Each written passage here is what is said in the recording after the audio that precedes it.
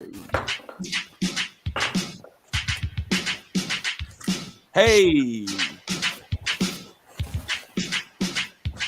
Woo. Hey. J-GILLZ, you feeling that? Oh yeah. It's a Saturday morning, baby. Saturday morning, Rap Man, you feeling that? Y'all hear that voice? Y'all see we got the fanatic back in the building. Woo! Let's get it. Give me a Ric Flair. Woo! Hey, our 105.5 The Beat. It is coming to your speakers as it only can do. Hey, I'm about to give y'all some bars right here, but it's the fanatic leading off today, back from the LSU travels, man. Excited to be here today. Man, we got the whole crew back, sports of all sorts being ready to be talked to, talked about, talked through. We're going to do it all this morning, man, and keep it real. Well, as always, we ain't going to tell you what we heard. We're going to tell you what we know. Hey, again, the fanatic here. We're going to bring it, pass it on over. We got the whole crew here. The Rad Man is here in the building, giving that Scrooge look already. Who knows what he might say this morning? And we got the one and only Squish the Fish Bills stampeded over his Miami South Beach 305 Dolphins. My man, the one and only sports director, J-GILLZ. What's going on, fellas? How y'all feeling this morning? Doing Excellent. Real good. You're going to bring up them Dolphins early, man. We're going to leave that in last week's pass. You know what I mean? Early season. Come on. Hey, Sankofa, the African proverb, we got to look backwards to help teach us about the future. So we got to look back, baby. Yeah. But before we get that, you know how we get down. Hey, we appreciate everybody listening to us live this morning, been a part of us since the beginning. And make sure you tell a friend to tell a friend, because we do things differently here. We always going to show love throughout our program. So the first thing we're going to dedicate, always salute, give love. Buffalo 10, as a Rad Man would say, the dastardly act. And we ain't saying it with a smile. That was horrible, horrendous. What happened to my Tops supermarket? First time ever I was able to eat a steak during college. Took some of my refund check. My college students, don't do that or manage it. I only bought one of them Chuck Round steaks, man. I thought it was a T-bone steak, but hey, that was at that Tops where that dastardly act took place. So Buffalo 10, we are always with you. My homie, my brother, always want to give love to Marcel Presley Jr. Always fought through cancer, died this summer, man. Just young, too young, mid-30s, 35 years old to be exact, for passing away. So always give love to our heavenly angels who are watching over us, and we stand on the shoulders of giants. And then, Rad Man, I'll let you take it from here, but the Baden Street settlement leader and coach, Kenny Reed, made his transition. Radman, what you want to say about Mr. Kenny Reed? What a leader. Yes, indeed. First, we're broadcasting live from the Rock Pawnbroker Studios each week, each Saturday morning. Glad to be up again. God has brought us all together again this Saturday morning for sure. And you mentioned Kenny Reed, a good friend of the show and also of the community. He passed away back on September 27th at the ripe young age of 80 years of age. He coached Pop Warner football and baseball and in the community.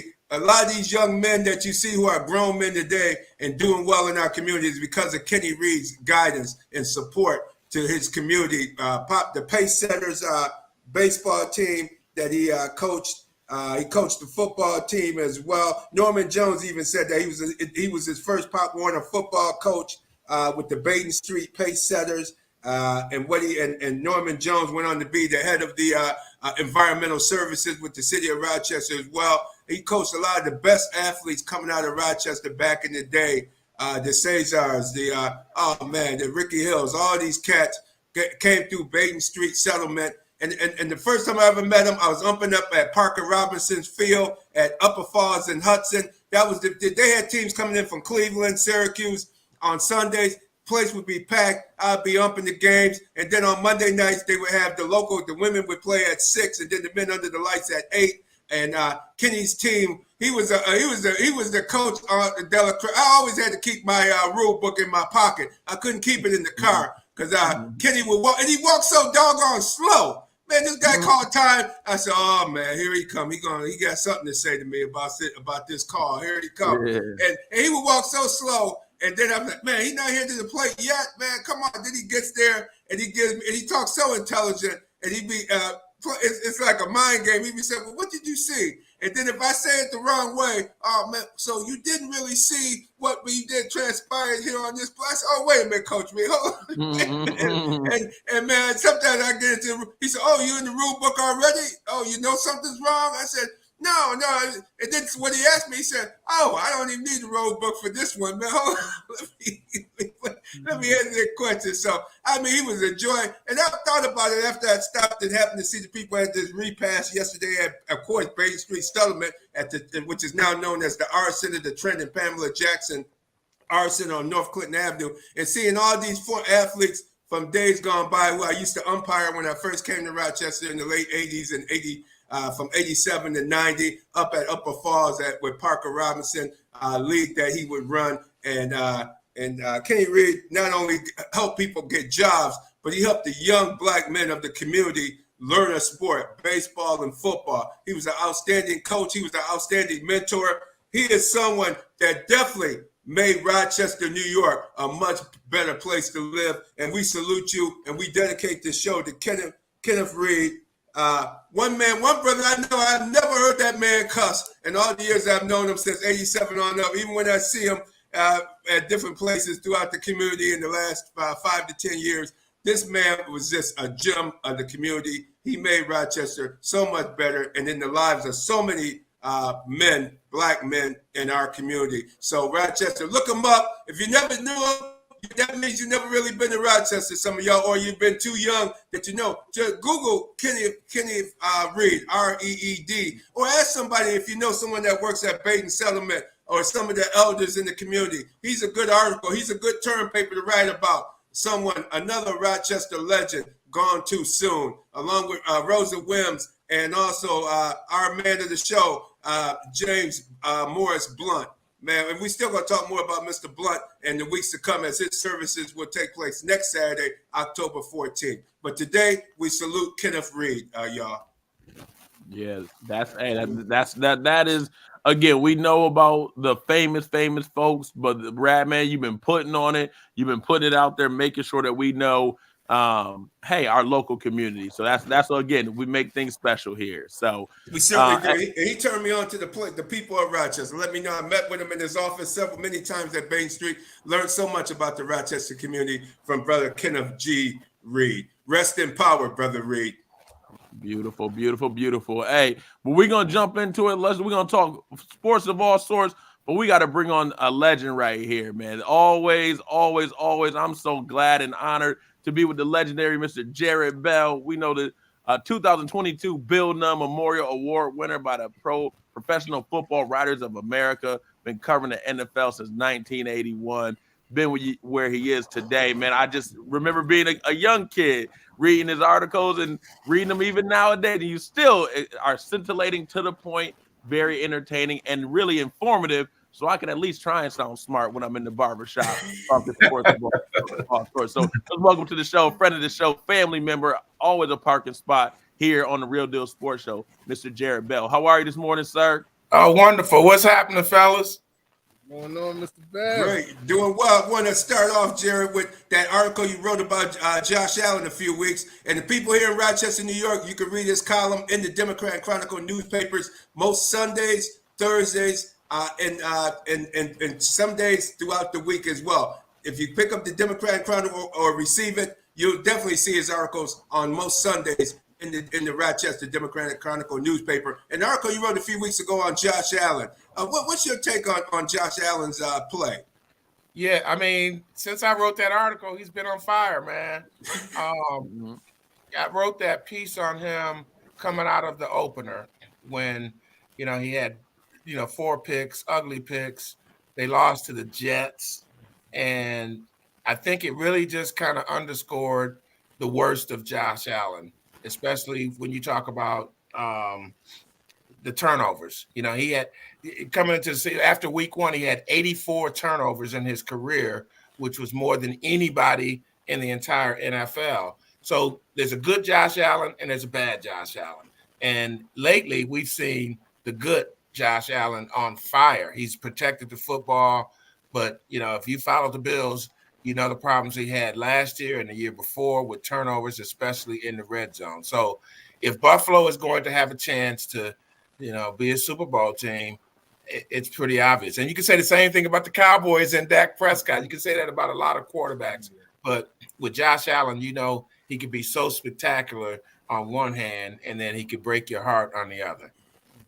Yes, indeed. And one thing I noticed is offensive coordinator Ken Dorsey is putting them under center a hell of a lot more, which is you notice a lot of these quarterbacks come out of college and they're in the shotgun most of the time. And now you can tell he's starting to get a much better feel of the game, it seems to me, from under center and running the football with Latavius Murray, Damian Harris, James Cook, and the two tight end set. It seems like they want to make sure they get the ball out of his hands from time to time, run the football, revamp the offensive line. Do you think that should be done not only for Josh Allen, but some of these other young quarterbacks? Yeah, I do. I think you've got to have that option. I mean, the Steelers last weekend had 4th and 1 when it was still a game in Houston. They got blown out eventually, but it was still a game. They had a 4th and 1 at the Texans' 33-yard line, and they put Kenny Pickett in the shotgun. Now, Najee Harris was averaging 5 yards a carry last week against Houston, which is rare. Yeah. So for the life of me, I don't know why they put Kenny Pickett in the shotgun. Well, guess what happened?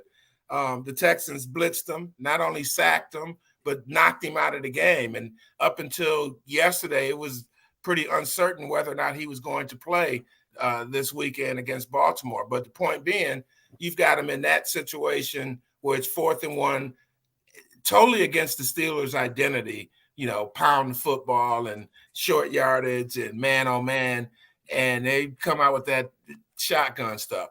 In Buffalo's case, though, I think you kind of hit on what they really need to do, George, to support Josh Allen. So, I've been a big Josh Allen critic, no doubt about that, but I also realized that they could support him better with a better running game. And it seems like you mentioned the 2 tight end sets, the rotation of running backs, and then you've got to have a commitment to run the ball, to actually, execute it and practice it and go to it. And then you want it, when you need to rely on it, you got to have a running game.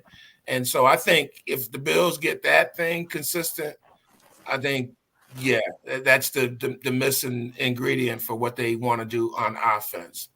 Absolutely. Just to go right into that, Mr. Bell, you touched on it. The Bills right now, they had number 6 offense right now, and they're very balanced on the top 10 in rushing and passing. And you talked about Josh Allen and his ability to be the good Josh Allen and a bad Josh Allen. But I think this version of Josh Allen is a different version of Josh Allen that we've seen from the sentiments that you guys pointed out. But right now, Josh Allen is number 3 in completion percentage, which is huge. 74.8 completed passes, number 3 overall, and number 3 in QBR as well. So I think that this is an even more different Josh Allen. And to the Radman's point, it's because he's been able to manage the game instead of putting that cape on.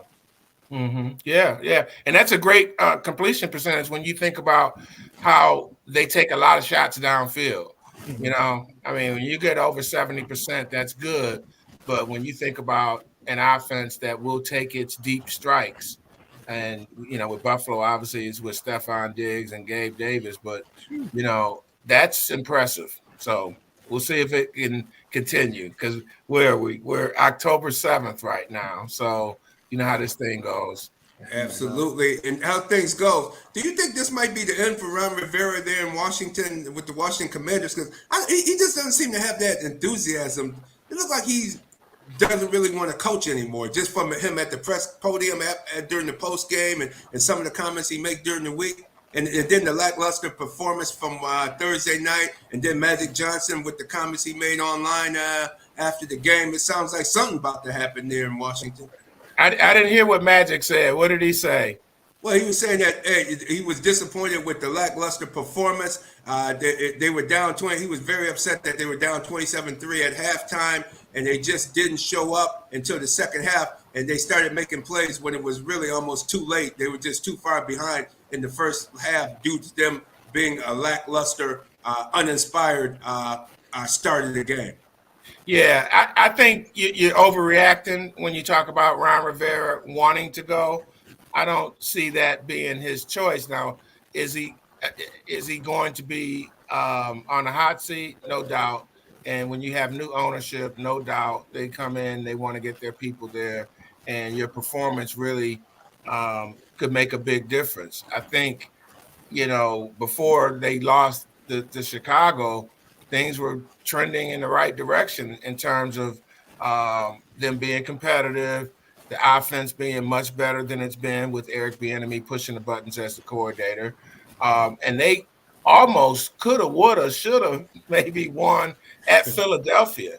Yeah, just 4 days before they got blown out by Chicago. So that's why I say it's a bit of an overreaction. This could be a week-to-week league, no doubt. But I don't get any sense that Rivera doesn't want to coach. No. I mean, he can look, rather serious, no doubt about that. But I don't sense that he doesn't have a desire to do the job. Hey, Mr. Jarrett Bell, that's a great point. Two-part question, two different questions, but kind of in line with what we've been talking about is you've been covering the league for so long. You've been in media for so long. Just what's your thoughts on just the kind of, it feels like every Monday on any network is Overreaction Monday. Everybody is week to week. What do you say just about the sports media in terms of overreaction versus, hey, we know it's a war of attrition. Like, just because a team loses on Sunday and loses on Thursday doesn't mean that they're the worst team ever. So what's your thoughts on that? And then talk about coaches on the hot seat. What's up with Brandon Staley and the Chargers? Is he trying to get himself fired and collect a check? What's going on with Brandon Staley and your thoughts on the media? Well, I think with Brandon Staley, the question was, should he have been fired last year? You talk about losing a playoff game the way they did and with a huge lead. So if Washington was down 27-3, hey, they couldn't come back from that. Well, when Jacksonville was down big in the playoff game against the Chargers, they came back and won that game. And, I go back to even when Brandon Staley was hired. They had Anthony Lynn as the head coach. They hired Brandon Staley, who was a defensive guy, never been a head coach before, which a lot of coaches have never been head coaches before when they get that shot. But it's very striking how some people get the opportunity and others don't. So, I can talk about Eric Bieniemy not getting an opportunity. I can talk about even a veteran guy like Leslie Frazier or Jim Caldwell not getting a shot, talking about black coaches, right? Mm-hmm. And then you see Jonathan Gannon with the Cardinals get a chance. So you see Brandon Staley get a chance. You see Sean Strycom with the Indianapolis Colts. And, half these guys are not going to make it. And you wonder kind of what did they see in this guy? And oftentimes, as was the case with the Chargers and Staley, you heard, oh, we just had a great feel for him. Dean Spanos, the owner, I interviewed him and I felt like this was the guy. Now, Robert Kraft said that one time about Pete Carroll. Pete Carroll, it turned out to be a pretty good coach, not for the Patriots, but, elsewhere. But yeah, I think that, Brandon Staley really has been blessed by the patience of the Chargers ownership. Let's put it that way. But here's the deal. When you talk about the media and kind of how it has evolved over the years, I think the thing that's really relevant is that there are so many different platforms out there than there used to be. It used to be, pretty much just newspapers and radio and local TV, and then ESPN came along. That's way before your time. So I'm talking early 80s. ESPN comes along, and then not only does ESPN come along and all of the shows on the internet and the other networks and the cable, but the programming changed where you've had, debate shows end up being, really important to attracting the audience. And so just to look at the ESPN model, when you had Stephen A. and Skip, and now Skip's gone over to Skip Bayless has gone over to FS1 doing the same sort of thing. That quick take, hot take, debate thing has just really just kind of permeated the media. And I think that kind of fuels the overreaction. The other thing that I really hate about the media in terms of how we cover is that so often the content is geared towards what's going to happen. You want to report the facts, but it's like everybody wants to tell you that, next year this guy's going to be gone, that guy's going to be gone, this guy's, and it's like October, and people Yeah. are already, doing the rosters for next year. Yeah. And I'm talking about from a media standpoint. That is really something that irritates me. Sure, you can project and say this guy's going to be a top free agent or this guy's going to be on the market, but so often in the reporting, conclusions are drawn by media and they report it, and maybe they get some of this from the sources. We've got all of the analytics out there too, and so you throw all of that in there, and it just kind of has changed the whole nature of reporting when it comes to sports and covering these beats. It will, and I'll pass it right to Radman. But you're right, Mr. Jarrett Bell, because just hearing all the Justin Fields and where he's going to be in 2 years after he struggled the first 3 games, I'm like, it's not even a quarter of the season. It just was really mind-boggling. Like, he was leading all these shows and talking about where he was going to be next year and will they pick up his 5th-year option. Like, yeah, that's nuts. So, go ahead, Radman. Yeah, and speaking of Chicago, don't you think that whole situation where the Bears family allowed Bill Polian to hire the general manager or hire the head coach, and then didn't allow the general manager to hire his own head coach? I mean, to me, that's just I don't know why they allowed Bill Polian to make that type of situation, and you've seen it play out now, because it seems like the general manager and do they even know each other? The general manager and the head coach. They should not. But I get your point. I think a lot of these NFL owners get real lazy when it comes to finding the people to run their football operations. Now, the Bears have Kevin Warren now as president, so maybe that will make a difference moving forward, because Matt Eberflus is not going to make it for a long time in Chicago, right? But the idea that Polian, as is Charlie Casserly, throw him in there too. Oh yeah, Ernie Accorsi. It's like these NFL owners go to this, this ready-made list of consultants, right? And it's like the same people all the time, and they go to these consultants. They say, "Who should we hire?" And oftentimes it's somebody that maybe you or I would not hire. Now sometimes they bring some insight that you and I may not know, but too often we see bad hires and we question the hires and we say, what happened? How did this guy get here? So when you connect the dots and you say, well, they've gone to these consultants, a Casserly, and a Corsi, a Polian, former GMs who are still connected to the game in some ways, right? But they go to these guys and they give them too much weight. They really do. So yeah. It's one of those things that the Bears have been one of the worst managed, NFL teams for many years now. I mean, they squander, so much potential, and not even just on the field, but in terms of generating revenues in a number 2 market. The Bears just they still seem stuck in the Papa Bear years sometimes. They really do. They really do. Because it seems like the young man coming over from Kansas City Chiefs, Ryan Poles, who's from the Rochester area, Canandaigua, New York. I even interviewed him and interviewed his dad when his dad played, when they played football up in this area. And the young man was talking about interview.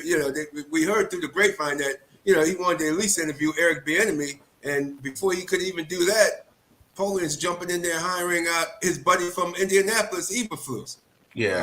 More who you know than what you know type situation. Yeah, well, we've seen it too. Enemy would be great over there too, by the way. Him and Justin Fields in that offense, spectacular. Heck yeah. What he doing with Sam Howell was magical, man. Because Sam Howell was real average, I believe. So if you had a talent like Justin Fields, I think that'd be really, really cool to see. Last, I know you're on the time thing, Jarrett. Before you go, who do you see right now? At the beginning of the season, who are your picks for this year's Super Bowl in Las Vegas? Yeah, man, that's I don't even remember. I know I was no, seriously. I know I was hot on the Jets, and so there you go. I didn't pick them to go to the Super Bowl. I know I didn't do that, but I think it's and Buffalo. I've just always been so skeptical of Josh Allen. So I've not picked Buffalo as far as being that Super Bowl team, but. I think when I look over at the NFC, I see 3 teams. I'm wondering about the Cowboys and whether or not this is going to be the year that they break through. I mean, it's been a long time since they've been to the Super Bowl, even to the championship game. But, you got Philly and San Francisco over there. So, I don't know. I don't have a good pick right now. I'm not very good. I talk about projecting and future reporting. This is a case of that. I just, I'll see what happens. I mean, when you get close to January, you can see how teams are playing, because anything you say now is, based on this window of the first month of the season. I mean, we've seen things happen over the years in the NFL, and the Patriots are a great example, because we saw them get blown out in Kansas City one time. They won the Super Bowl. Saw them get blown out in Buffalo in week 1, won the Super Bowl. So, it's all about consistency. And then I think the other thing is completeness. And that's why Buffalo is going to be scary, because when you talk about if they have a running game now when they really need it, and can it complement the passing game, and we know they've got a great defense, all of that.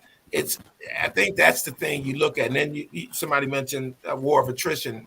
I mean, that's obvious, who's hurt, who's healthy, that sort of thing. So it's just so difficult to sit here in October and say what's happening. But we know Buffalo's going to be in the mix. And, Kansas City is still Kansas City, So we know that on the AFC side.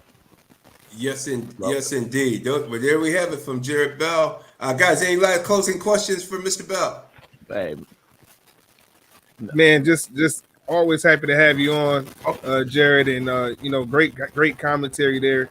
And I'm surprised you didn't give any love to the Dolphins in the AFC. I know it was a tough loss to Buffalo, but I thought for sure all that speed, Chase Claypool edition. Now they got some signs to go on guard with that speed. So, how you feeling about the Dolphins? In the AFC? If it was last week, that's probably what I would have said. It was like,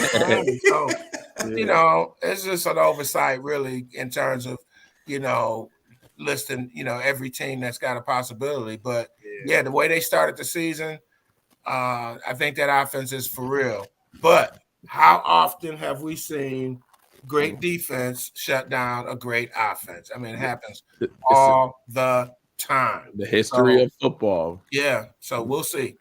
All right, Jarrett Bell, thank you so much for coming on. The legend today. Okay. All right, the Bill Nunn Award winner.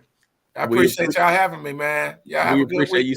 We appreciate you stopping by. Safe travels, and we'll make sure to keep reading those articles, man. We appreciate it. All right, brothers. Appreciate it. Take care. Take care. Yep.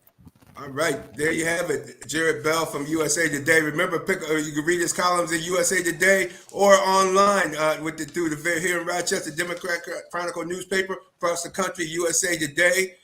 Remember, this show is sponsored by Challenger Community News, Western U.S. largest weekly African-American newspaper, published weekly here in Western New York. Pick it up at various businesses in the community, or go to thechallengernews.com or call 585-766-3590 if you have article, if you want to advertise or anything of that nature. And you can send articles to editor at the editorial at thechallengernews.com. And also, our friend of the show, Miriam Rivera Insurance Agency. Hey, auto, home, health, and life insurance, 1038 Lyle Avenue or 511 Bean Road, Suite B. Call 585-360-0094. Make sure you get, it's slippery wet. The leaves are starting to fall. It's raining outside right now. Well, if something happened before you get that junker or get that clunker off the road and get a new car, check Miriam Rivera out for some insurance, y'all. You know what time it is.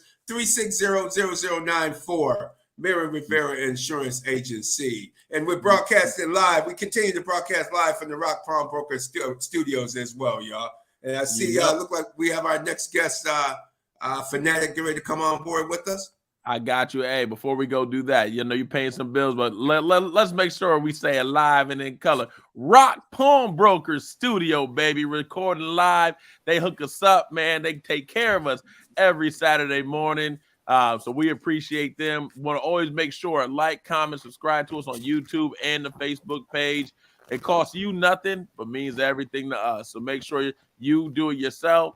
Tell mom, dad, grandma, grandpa, tell a friend to tell a friend. Just to hit that like button means the world to us. So we really appreciate that. So, we're going to go ahead and Make sure we get to our next guest here. My man, Mr. Mike Patton, getting ready to come onto the show so we can get the previewing now of the Buffalo Bills and the Jacksonville Jaguars from some tea and crumpets, Wembley, in England. So the host of what I love, one of the most fire names out there, the Bachelor Pad podcast. Man, I wanted to make sure I knew what it was. What up, Mike Patton? How you feeling, my man?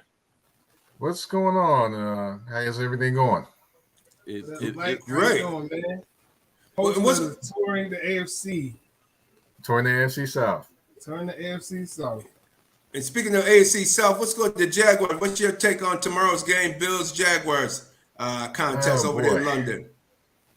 Well, I'll tell you this. It's going to be who shows up for the Jaguars. That is going to be the biggest thing when it comes to the Jaguars, because going into this season, everyone was talking about the offense and how they were going to be so great and how they were going to, put up potentially 30 points a game. Well, this year they've been so inconsistent. They put the ball on the ground. They've missed a lot of open plays, and you don't know which team is going to show up. So that's going to be the question. Who is going to show up for this Jacksonville Jaguars team? And in particular, is Trevor Lawrence going to show up? Is this offensive line going to show up? And is Calvin Ridley going to show up? Yeah. Hey, Mike, can I ask specifically, man? Hey, this is partly because he's on two of my fantasy teams.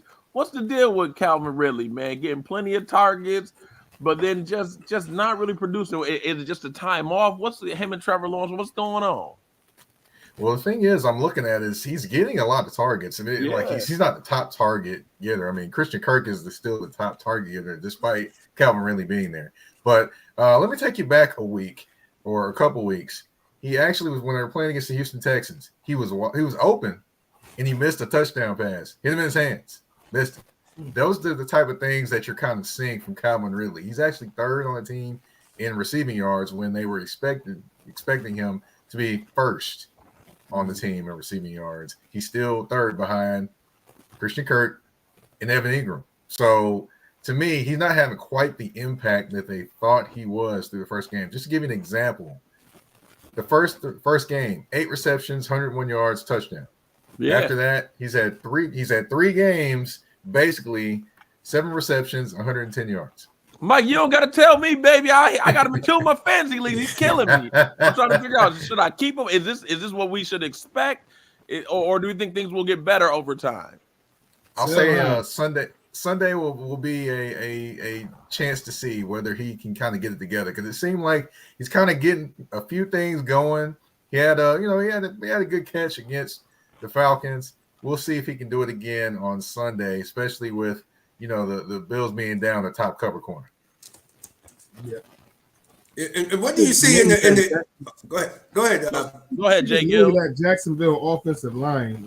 When we looked at and I had a chance to talk to Mike about this, he kind of schooled me on that offensive line, how lackluster they've been. I mean, their free agent signing with Jawan Taylor over in Kansas City. I mean, look at how he's turning out over there. So to see what Trevor Lawrence is throwing you in front of is terrible. It's terrible. I think that's a lot of it, honestly. Well, they do get Cam Robinson back. So, more than likely Cam Robinson is going to start this game. More than likely, of course, it hadn't been officially announced. He's back off of his 4-game suspension from the NFL. So what more than likely is going to happen, or I envision happening, is Cam Robinson moving in at a tackle, and then Walker Little, who has been playing left tackle, moving into the guard. That gives them their best 5 up front. And then, of course, Brandon Sheriff, who plenty of Commander fans remember as being their guard, and they highly paid him in Jacksonville. He'll be the other guard. So, that'll make them a little more solid up front. But, yeah, they haven't necessarily been the best when it comes to protecting Trevor Lawrence. And also Trevor Lawrence hadn't necessarily been the best as well. But, of course, they go hand in hand together with the things that they do. Mm-hmm. Yeah. Hey, Mike, I want to ask you, obviously, in Bills Nation, man, Bills Mafia, we got our own Josh Allen, but the Jaguars have their own Josh Allen. And I know he has 6 sacks for the season, which sounds all right in the 4 games, but he has 3 against Atlanta and 3 against the Colts week 1. Nothing in those in-between weeks with the Texans and Chiefs. What do you expect for Josh Allen, the Jaguars' Josh Allen, in Sunday's game? And then what do you expect for him moving forward? Well, honestly, looking at it, hey, it's let's see, once every 3 games, you expect a monster game from him at this point, right? Yeah. But but I would say, I kind of expect him to bring some kind of pressure. The biggest thing for him has been getting there to the quarterback, not necessarily, getting the sacks, but getting to the quarterback. Because, even though he hasn't got the sack numbers over the years, he's always been around the quarterback and getting pressure. That's the thing. He's got to convert that to being consistent. He hasn't done that up front, so far this year. Big year for him, 5th-year option, basically, and he could be a free agent after this year. So, definitely a lot of money on the line for him to produce. And, it's going to be interesting. He can't be feast or famine, though, for the Jacksonville Jaguars to be successful defensively, though. He can't be, because on the opposite side, you got Trayvon Walker, who a lot of people are not really mentioning very much, but he hasn't really done some of the things that people thought he would. And to be honest, some Jaguars fans are probably thinking maybe we should have picked Aiden Hutchinson at this point. Yeah, my brother and I, we were talking about that last week, and they talking about all the Georgia Bulldogs down or up in Philly, and it's like, all right, well, what about the one that the Jags took? And he says, what's been the deal with him? Is his? I know the Rat Man always has a keen eye on footwork. Is it his footwork? Is he straight power? Is it conditioning? What do you see? What is the issue? Obviously, he got taken number 1, and Georgia's been elite for a while. Why do you think it hasn't really translated to that dominant player? Like already we see with the Jordan Davis DT for the Eagles coming out of Georgia is already doing up there in Philly. Honestly, I'm not sure if he fits a 3-4 scheme, to be honest. They're asking him to be an outside linebacker in a 3-4 scheme. I mean, I honestly don't think that fits what he does. I think he's more of either a 4-3 defensive end or a defensive tackle, and they're trying to fit him into that. The biggest thing I would say is they may want to scoot him down, make him like a 5 technique, and call it a day at that point, because he could be able to use his power, his speed, things like that at that position more than I think he can the outside linebacker spot, because you're asking him to cover, in terms of dropping and pass, things like that, covering running backs, tight ends, things like it. It's just, to me, make him a defensive end, call it a day. But, this is a pattern from Jacksonville, drafting guys and them not living up to the expectations. Nobody remembers, but Kavion Chason was drafted out of LSU in the first round. And he's basically a backup at this point. So, you have to think what's going on with the development, what's going on with the evaluation, or just is it something going on with Jacksonville like it is with the Tennessee Titans when it comes to first round wide receivers. Got it. Yes, indeed. And this, because I know you covered the AFC South. Who do you say with CJ Stroud right now? I had him as the top quarterback in the draft, even though a lot of people were talking about Bryce Young. I thought from his body of work in college, he was the top guy, and now he's starting to perform that way. And how do you see his performance in the Houston Texans overall at this point? Honestly, I didn't expect this to happen so soon. Now, I did say that he was the most talented quarterback going into the draft, but I didn't expect him to kind of show this soon. He's being accurate, taking care of the football, and he's understanding the offensive schemes and things like that. And also, he's understanding what defenses are giving him, which is paramount to any success he's going to have. So, I didn't expect him to quite get it this quick, but here we are. And he's taking care of the football. He's setting records as a rookie. I mean, he's doing things that I didn't think he was going to do this soon in the NFL. I expected him to do it. What I expected was he would have his lumps early in the season, and at the end of the season, you would start seeing the CJ Stroud that everyone thought he was. But he's picked it up even faster than what I thought he would. And he's doing it with young players as well, like you have Tank Dell out there. You have Nico, one of the wide receivers as well. It's just all the weapons are coming together, and he's understanding and seeing the schemes that are being put against him, and also, understanding his offensive concepts as well, which is excellent for a young player. Absolutely. And Tank Dell was given to us several weeks ago back in the summer from AD. He said that people should put him on their fantasy team because he said this guy's going to have a hell of a year. And he said that back during training camp. AD down there in Houston, Texas. And just on the flip side, a quarterback that I thought I didn't see much of him. I saw a lot of him in college and didn't think that much of him in college is the Ritter. I can't believe that guy started in the National Football League for the Falcons. How much longer is he going to be behind under center, man? Because he wasn't good at Cincinnati in college. The Cincinnati Bearcats in college, not the Desmond Ritter. I know what you mean. Yeah, thank you. Just for our listeners out here.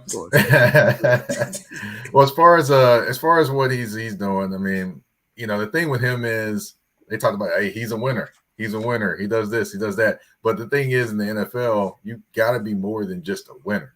A.J. McCarron was a winner at Alabama. He wasn't starting in the NFL.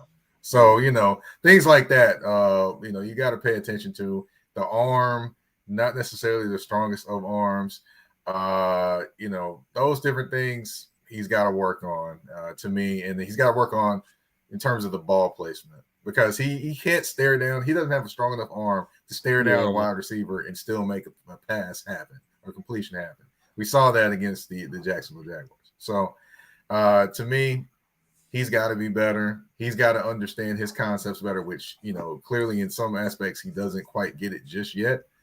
So that's going to be something to watch and pay attention to. And then also you got to understand too, Arthur Smith is a guy that's an expert in the running game. Mm-hmm. He's not exactly the most expert in the passing game. However, he is an expert in causing mismatches in terms of the running and the passing game. He did it a lot in Tennessee when he was the offensive coordinator, but he just hasn't quite schemed it up. And then also, Ryan Tannehill compared to Ritter, Tannehill had a stronger arm and could put it on a rope. Ritter can't do that. Ritter doesn't have that quite strong an arm to do those things. But before I know we run out of time here, but who you see taking the AFC South this year? Who was your early season pick? Well, I had Jacksonville, honestly, but it was to me, starting the season, it was between Jacksonville and it was between the Tennessee Titans. And those two teams have been kind of Jekyll and Hyde. Mm-hmm. Houston's been Jekyll and Hyde a little bit, but they've been more kind of solid. And then you got the Colts who are doing better than anybody probably thought they would. So to me, it's really a toss-up right now at this point in the season. But I do think it's going to come down to the Jaguars and the Titans in this division because, the Titans kind of showed you what they can be. They kind of give you a tease of what they can be, and then they go on the road and give you something and like, okay, how did they win last week? They give you that pretty much every single week. And, the pattern to me is at home, they do well, and on the road, you don't know if they're going to show up. So tomorrow, I should say, when they play against the Colts on the road, it'll be interesting to see if they can bring what they brought against the Cincinnati Bengals to Indianapolis. That'll be interesting to see. I'm definitely watching to see if that happens. Hey, I know we gotta get you out, but hey, to me it's simple. That makes sense to end on this question. I would ask about Mike Caldwell, the Jags DC. Hope he can continue to do well to one day elevate his name to get a head coaching position. But really, hey, Mike, who do you got tomorrow in London, man? Bills or the Jags? Straight up. I'll tell you what, I am going to go unconventional. I'm going to say the Jacksonville Jaguars get it done. Here's how I'm going to say they're going to get it done. They're actually going to test the Jaguars cornerbacks. Of course, Tre'Davious White is down. They have plenty of weapons outside. I think they test them. I think they are pretty successful in testing them. And once the Bills make their adjustments, I think ETN and the addition of Cam Robinson being back, hopefully for them, makes a difference in the running game. Jaguars are able to salt it away. And I think a little bit of bad Josh Allen shows up for the Buffalo Bills tomorrow. Well, hey, yeah, you must have heard some of Jarrett Bell's being on here this morning, some of his segment. But hey, thank you for coming on, Mike. We're gonna definitely have you back toward the end of the season as we get closer and be able to see about which team is going to come out of there and their chances of making us the upcoming Super Bowl coming up in Vegas. So thanks for coming on. How can people stay in contact with you real quick? Or you can find me on Twitter at Mike Patton. I'm sorry, the artist formerly known as Twitter. Let me say it correct. The artist formerly known as Twitter at Mike Patton 82. That's MikePatton 82. And also Torn AFC South. You can find it on all listening platforms and YouTube. Thank you so much. And you have a great day. And thank you for coming on Real Deal Sports Show. Yes, sir. Thanks, Mike. All right, as we wrap up quickly, we still Image Printer. Check out our friend Manuel Floyd. If you need any printing services, our friend of the show, Manuel Floyd, will get you taken care of with Image Printer. Image Printer Marketing and Publishing Corporation, 585-360-0132. As we wrap up from broadcasting from Rock Palm Broker Studio, hey, Sammy Cruz says and his whole crew over there, hey, the holiday season is quickly approaching. Layaway has started. So if you need to do some layaway or anything of that nature, stop by and see the friend of the show. We broadcast live from Rock Palm Broker Studios each week, 559 State Street, 585-262-9920. Check them out. Right, Fanatic, you want to get right into some picks real quick? The best of the rest. Yeah, let's go with it. Yep. Hey, some of the picks, you know where to see us at. You can see it's right on the Real Deal Sports Show website. Come check us out there for your picks. But, hey, to me, I love the the New England Patriots, New Orleans Saints up in Foxborough, under 39. Sign, still deliver. That's the Fanatic bet of the week. Take that, take that, take that. Under 39, okay. And if you continue, I'm 3-1 for the season. I just had that upset with the over from the Vikings and Kirk Cousins messing that whole thing up for us. I'll be undefeated right now. My drop dead pick of the week, Houston Texans in a pick'em game at Atlanta. I think DeRitter is DeRitter. He got the right name, all right. DeRitter. He's DeRitter of being a National Football League quarterback. I think Houston goes into Atlanta. Miko Ryan's coaching that team up. Take Houston in a pick'em win this coming Sunday. Also, I don't see how the Giants can stay on the field after that. They got to play better, but I think Miami will just be able to just push enough points ahead of them, especially if it's some heat down there in Miami as well. The Giants, man, Brian Daboll got his hands full, and man, when he threw that, it looked like he wanted to throw it at the quarterback, man. When he threw the, he was about to put his hands on Daniel Jones, and when nobody was looking, he might have put his hands on him. Man. Yeah, if Daniel Jones would have said the wrong thing, I think some hands would have been laid, man. Because man, he followed them right to the bench, man. So man, what the hell is wrong with you, man? I done told you where the ball, man. When he threw that interception at the goal, Daniel Jones, there's no way they should have paid the man. No way. I would have let him walk and pick somebody else up because he was just too shaky the year. He wasn't showing you. Especially when your running back accounts for over 50% of your offense, that tells me, this quarterback is shaky. We can't pay him. Yeah. We can't guarantee him no money. No, we got to let him play another season. And if he can show us now that he can be the man, but man, no way. They caved in. They should have paid him. That's what you get paying a quarterback like that for that sorry performance that he put on Monday night. Man, he's like a second or third string quarterback Fanatic. I love it. My travel took me up through the New York, New Jersey area, and I heard it finally best. He is, and you don't hear too often about those fair-skinned quarterbacks, aka the white quarterbacks. And usually you hear about the black quarterbacks. They said he's a running quarterback. He's a running back playing quarterback. They need to just run him 15 times a game and have him throw it 10 to 15 times as well. So my man, New York, they're gonna tell it like it is, and that's what they were saying up there about Daniel Jones. That's about right. Whoever said that, they correct. One other pick, always in the last 30 years, I've always when the Steelers are getting points, Mike Tomlin gonna coach those boys up. Somebody it's held up. They had pads on Wednesday. You usually don't put pads on. He had those boys hitting. I wouldn't be surprised to see the Steelers win that game outright. Take the Steelers into 6 points. Whenever the Steelers get points and they're getting them at home, oh, that's an insult right there to Steeler Nation.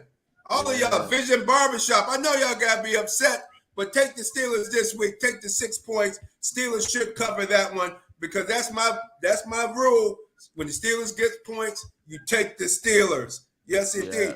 Minnesota, Kansas City may be an over, but we don't know which Kirk Cousins may show up. So watch that one. I like the over in that one as well. And also like Cincinnati taking care of Arizona this week. They got to show something that Cincinnati is just too good of a team to be beat the way they've been beat the last few weeks. And Arizona, Lou Dobbs, what's his name? Dobbs? Joshua Dobbs. Hey, Joshua, that's the guy with the newscast. He's an aerospace engineer at the University of Tennessee. Put some respect on his name. And I disagree. I think Cincinnati's in trouble. That's my trap. Arizona been playing hard for Gannon. Hey, I will say you going old school rap, man. Let me talk to my new school crowd. If you're going to play a player prop bet, Tyreek Hill to score anytime touchdown. Tyreek Hill in the Giants game, he's been quiet the last 2 weeks. Tyreek Hill, anytime score, he will get a touchdown this week. You can book that here. And some easy money. If you don't want to win a lot of money, take the Atlanta Braves. The Atlanta Braves, you're not going to win a lot of money on their bets, but bet them just to say you got some money cash and then roll that money into the next round. Because I see the Braves probably sweeping their first round of this coming series. Ooh, I think Philly, that'd be big. That's going to be a good series. But the Braves are tough. They're tough. I think the best series would be the Texas Rangers and the Baltimore Orioles. Yeah, take the over. In most of those games, takes the over because with Batista out for the year with Tommy John surgery he has to have that they announced a few weeks ago, that was their chance. They don't have a closer. The Orioles don't have a closer. They'll score a lot of runs, but the other thing is they'll give up a lot of runs, and Texas likes to score a lot of runs. I like the Rangers in this series overall in this series because the Orioles just don't have that closer anymore. They might be able to outscore the Rangers of some games, but I don't think they'd be able to do it enough to win 4. Sir, yes, sir. I know Back's been jumping in. Hey, man, we got a lot of folks that we want to make sure we shout out, and we'll talk more baseball with Terry Francona, my man Miguel Cabrera. We got to talk Simone Biles. Shout out to her, though, for setting an all-around championship. And what was dope at that championship, all 3 ladies on the podium were women of color. So shout out. We're invading the congratulations. Because I see so many black families now talk about their kids in gymnastics. I just want to say that. I never heard that 20 or 30 years ago. I mean, I'm lucky if I heard one family say, oh, my daughter, I'm taking her to gymnastics class. It was always judo or karate or, they're going to, kicking your feet in the air and all that, hitting somebody. But now I hear almost every other black family nowadays, they say their kids are in gymnastics, and that proof is in the pudding. You saw 3 black women on the podium for the first time ever in a world gymnastics event.